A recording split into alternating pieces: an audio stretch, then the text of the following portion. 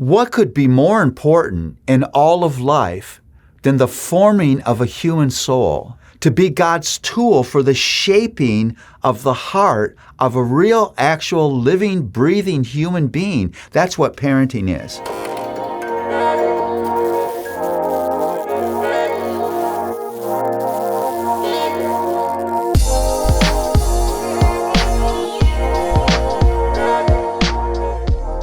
Well, Psalm 78 reminds me of what I like about the Psalms.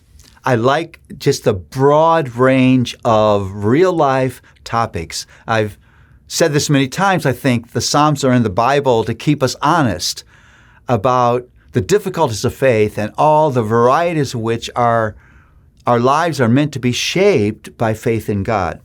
Well, you bump through the Psalms and all of a sudden you come to Psalm 78 and it's about parenting. I mean, who would have thought? And so Psalm 78 puts the question before us, what is the essence, what is the epicenter of the job of parenting?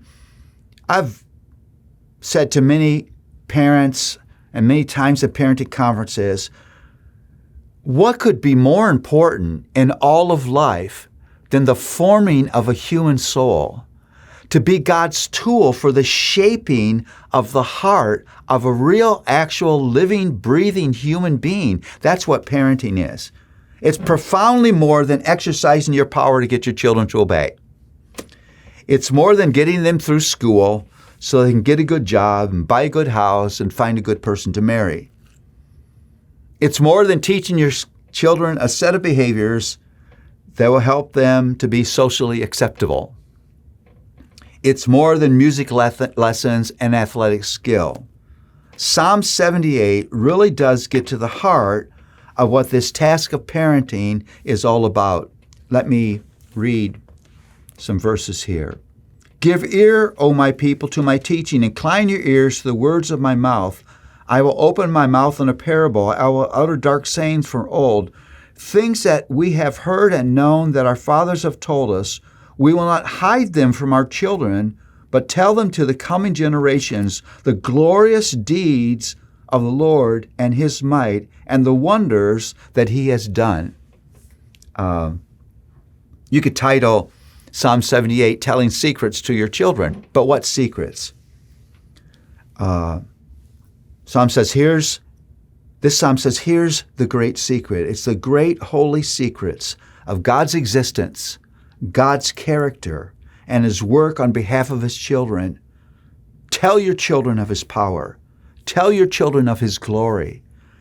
Tell your children of His goodness and grace. This is what this psalm is about.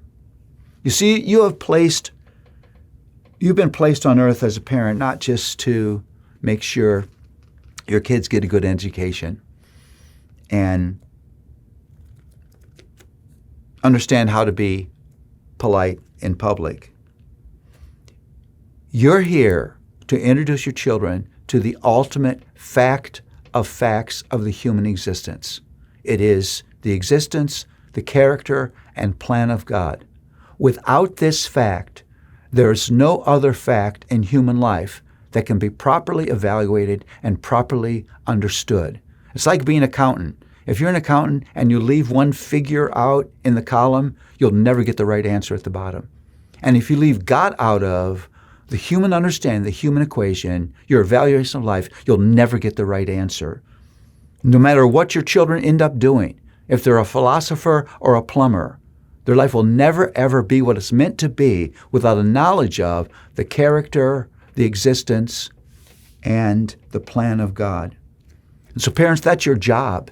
Your job is to look for every opportunity to introduce your children to this fact of facts.